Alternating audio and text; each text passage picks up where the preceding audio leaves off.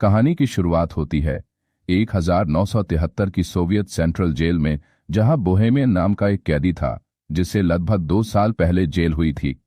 उसने देखा कि कैप्टन वकील्स्की एक बहुत ही निर्दय आदमी था जो अपने मजे के लिए कैदियों को बुरी तरह पीटता था। जल्द ही बोहेमियन को एक वर्कशॉप के बारे में पता चला जहां हर एक कैदी काम करने का सपना देखता था। असल में जो भी कैदी उस वर्कशॉप में 2 दिन काम करेगा उसकी जेल की सजा से 3 दिन कम हो जाते थे। साथ ही वर्कशॉप में काम करते हुए ध्यान काम पर ही लगा रहता और दिन आराम से कट जाता।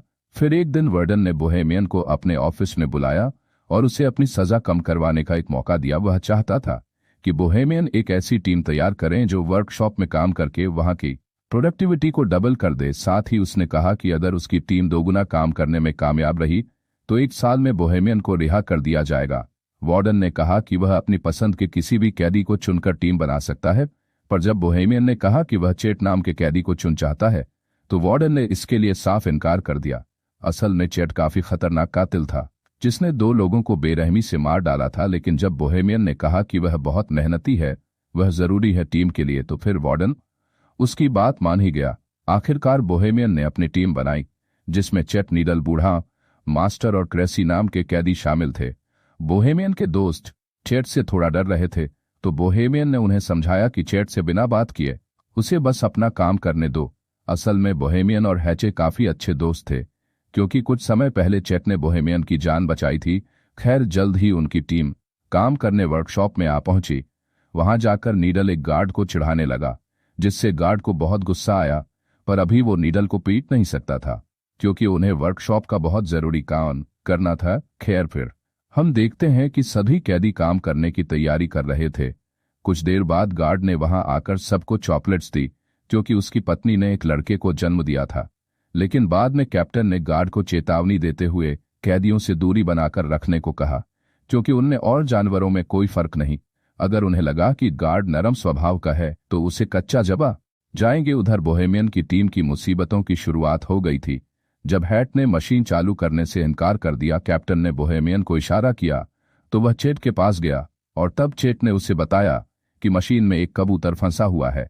अब उन सब ने मिलकर मशीन खोलने की कोशिश की मगर उनके पास इस काम के लिए औजार ही नहीं थे। तभी कैप्टन और गार्ड वहां उन्हें देखने आए कि यहां चल क्या रहा है। हालांकि मशीन में कबूतर फंसा हुआ था, लेकिन कैप्टन ने फिर भी मशीन चालू करने का हुक्म दिया। फिर कैप्टन ने गार्ड को मशीन चलाने को कहा, मगर जैसे ही गार्ड बटन दबाने लगा चेट ने उसे गर्दन से पकड़ लिया और कहने लगा कि जब तक कबूतर आजाद नहीं होता तब तक किसी कीमत पर मशीन शुरू नहीं होगी। तभी अचानक नीडल ने पीछे से कैप्टन पर हमला करके उसे बेहोश कर दिया। फिर उसने क्रेसी को दरवाजा बंद करने को कहा। यह सब देखकर बोहेमियन काफी घबरा गया क्योंकि मामला हाथ से निकलता जा रहा था। अब कैप्टन और गार्ड उनके कब्जे में थे और वह आगे के प्लान के बारे में सोचने लगे। बोहेमियन ने कहा कि वह पुलिस को फोन करके सब कुछ सच बता देगा, पर चेट ने उसे धमका कर कहा कि अगर उसने ऐसा कुछ किया ना तो वह कैप्टन को मार डालेंगे, जिस पर कैप्टन ने गुस्से में कहा कि उनमें से कोई भी जिंदा नहीं बचेगा, जिससे वह सभी काफी डर गए। फिर बोहेमियन ने कहा कि उन्हें कैप्टन और गार्ड को छोड़कर फिर से काम पर लग जाना चाहिए। मास्टर और क्रेसी भी बोहेमियन की बात से सहमत थे, पर नीडल जानता था कि अगर उसने कैप्टन को छोड़ दिया तो वह अपनी जान से हाथ धो बैठेगा। फिर बोहेमियन ने चेट से गार्ड को छुड़वाने की कोशिश की, लेकिन चेट ने कहा कि जब तक वह कबूतर आजाद नहीं होता तब तक काम शुरू नहीं होगा, मतलब नहीं होगा। अब बोहेमियन ने फिर से मशीन खोलने की कोशिश की मगर वो नाकामयाब रहा। तब हैसेट ने कहा कि अगर यह कबूतर मारा गया ना तो मैं इस गार्ड को भी मारा गया ना तो मैं इस गार्ड को भी मार दूंगा। यह सुनकर कैप्टन हंसकर कहने लगा कि चेट एक छोटे से पक्षी के लिए इतना हंगामा क्यों कर रहा है। फिर उसने चेट के मरे हुए भाई का मजाक उड़ाना शुरू कर दिया, जिसके बाद चेट गुस्से में कैप्टन को मारने दौड़ा, मगर फिर बाकी कैदियों ने जैसे तैसे उसे शांत किया। अब बोहेमियन जानता था कि जल्द ही जेल के बाकी गार्ड्स वहां आते ही होंगे, इसीलिए उसने प्लान बनाया कि वह कैप्टन और गार्ड्स को रिहा कर देंगे ताकि बदले में वह भी सही सलामत जेल वापस जा सकें। खैर, कुछ ही देर में गार्ड आकर दरवाजा खटखटाने लगे। तभी कैप्टन ने चिल्लाकर उन्हें सारा हाल बता दिया। बोहेमियन ने दरवाजे पर जाकर अपनी बात कही, पर तभी गार्ड्स बाहर से दरवाजे को खोलने लगे। फिर एक गार्ड गाड़ी में बैठकर बाकी गार्ड्स को बुलाने चला गया। उधर बूढ़े मास्टर ने कहा कि वह बाहर जाकर गार्ड से बात करेगा। फिर वह हाथ खड़े करके दरवाजे से बाहर निकला। तो एक गार्ड ने उस पर बंदूक तान दी। फिर अचानक उस गार्ड ने बिना किसी बात के ही गोली चला दी, जिससे मास्टर की मौके पर ही मौत हो गई। जब बोहेमियन और उसके साथियों को इसका पता चला तो बोहेमियन ने गुस्से में कंट्रोल यूनिट ही तोड़ डाला, जिससे दरवाजा फिर से बंद हो गया। फिर कुछ समय बाद जेल वार्डन और एम्बुलेंस वहां पहुंच गई। वार्डन ने कहा कि वह उन कैदियों से बात करके मामला सुलझाना चाहता है। वार्डन ने पुलिस वालों को दूर भेजने की कोशिश की ताकि कैदी डरकर कोई गलत कदम न उठा लें, मगर पुलिस चीफ तो वहां से हिलने को तैयार ही नहीं था। उधर कैदियों की टोली अंदर ही फंसी हुई थी और उन्हें कुछ समझ नहीं आ रहा था कि क्या करें। फिर बोहेमियन ने कैप्टन को पानी पिलाया और कहा कि उन्हें दरवाजा खोलकर खुद को पुलिस के हवाले कर देना चाहिए, पर क्रेसी ने कहा कि उन सबका भी वही हाल होगा जो बूढ़े मास्टर का हुआ। तभी चेट ने भी धमकी देते हुए कहा कि अगर उनमें से किसी ने भी दरवाजा खोला तो वह गार्ड और कैप्टन को जान से मार देगा। फिर अपना अपना देख लेना। तुम लोग आखिरकार सबको समझ आ गया कि अगर उन्हें इस मुसीबत से जिंदा बचना है तो उन्हें उस कबूतर को जिंदा बाहर निकालना होगा।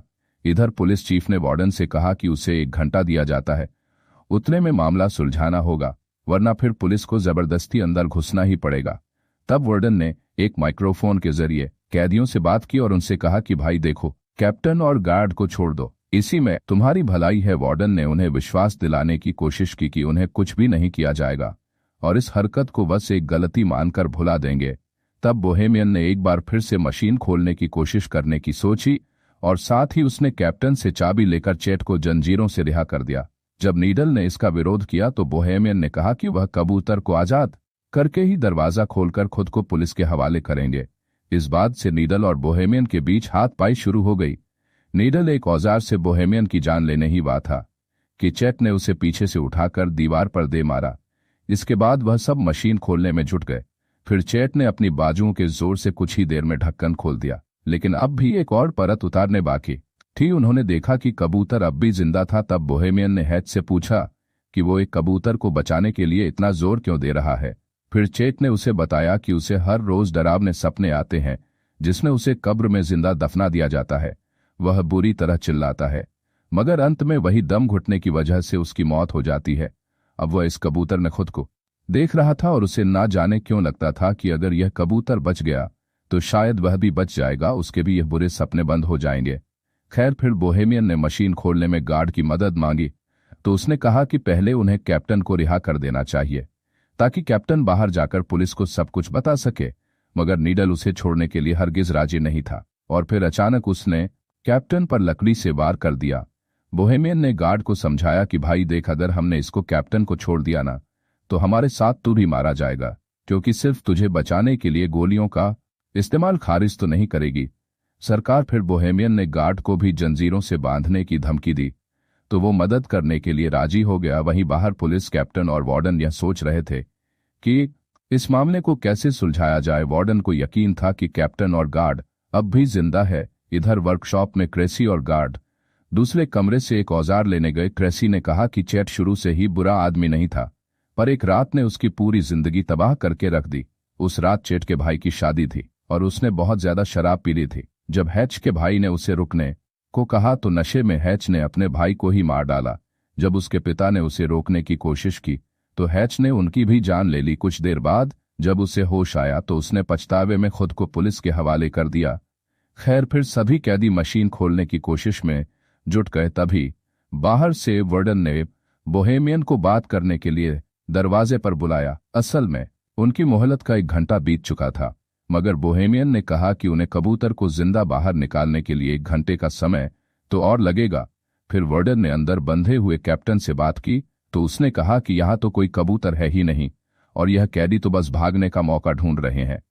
खैर, फिर वार्डन ने कहा कि उनके पास कैप्टन और गार्ड को रिहा करने के लिए 60 मिनट और हैं। फिर वार्डन ने बोहेमियन को याद दिलाया कि भाई क्यों पंगा ले रहा है, अपनी जिंदगी के साथ तुझे कहा तो था कि वर्कशॉप का काम पूरा होने पे 1 साल के अंदर यहाँ कर देंगे तुझे। लेकिन जब बाकी कैदियों ने ये बात सुनी तो उन्हें बहुत गुस्सा आया, क्योंकि इसका मतलब यह था कि बोहेमियन उन्हें अपने फायदे के लिए इस्तेमाल किया था। यह देखकर कैप्टन तो जोर जोर से हंसने लगा और बोहेमियन ने उसे मुक्का मार दिया। फिर वो कैप्टन को रिहा करने लगा तो नीडल ने उसका विरोध किया। तब बोहेमियन ने कहा कि वो सिर्फ कैप्टन को रिहा करेंगे और गार्ड को बंदी बनाकर रखेंगे। फिर जब बोहेमियन कैप्टन को लेकर बाहर आया तो अचानक पुलिस चीफ ने उन पर गोलियां चला दी। अब बोहेमियन तुरंत कैप्टन को वापस अंदर ले आया। मामला फिर बिगड़ गया। इधर बाहर वार्डन ने गुस्से में पुलिस चीफ के मुंह पर मुक्का मारा, पर चीफ ने कहा कि क्या हो गया भाई, उनका समय खत्म हो गया है, बाहर निकालना चाहिए हमारे सोल्जर को। तभी वहां एक ट्रक में कई सिपाही आ पहुंचे। वहीं दूसरी ओर सभी कैदी मशीन के ढक्कन में छेद करने में कामयाब रहे। फिर बोहेमियन ने उसमें अपना हाथ डालकर कबूतर को बाहर निकालने की कोशिश की, मगर वो उसके हाथ नहीं लगा। नीडल ने तो ग्राइंडर की मदद से ढक्कन को काटने की भी कोशिश की, लेकिन कोई फायदा नहीं हुआ। आखिरकार उन्होंने एक और छेद करने का फैसला किया, मगर उनके पास जरूरत के औजार नहीं थे। तब बोहेमियन ने कैप्टन से औजारों वाले कमरे की चाबी ले ली। वहीं बाहर सिपाहियों ने वर्कशॉप के ऊपर धावा बोलने की तैयारी कर ली थी। अंदर कैदी वेल्डिंग मशीन से लोहा पिघलाने में लगे थे। कैदियों को मशीन चलानी नहीं आती थी। तब कैप्टन उनकी मदद के लिए आया। दूसरी ओर सिपाही दरवाजा तोड़ने की तैयारी कर रहे थे। आखिरकार कैदी मशीन खोलने में कामयाब रहे, लेकिन कबूतर उड़ने को तैयार नहीं था। तभी कैप्टन ने बंदूक तान दी, मगर चेट ने उसकी गर्दन पकड़कर बेरहमी से मार डाला। इसके बाद चेट ने कबूतर को साफ किया। तभी दरवाजा तोड़कर सिपाही अंदर घुस आए। सभी कैदी डरकर लेट गए, लेकिन चेट ने कबूतर को उड़ा दिया। पुलिस चीफ ने गोली चलाने का आदेश दिया, जिससे हैच की मौत हो गई, मगर गार्ड ने झूठ बोलकर बाकी कैदियों की जान बचा ली। चेट हीरो बन गया और कबूतर को आजाद करके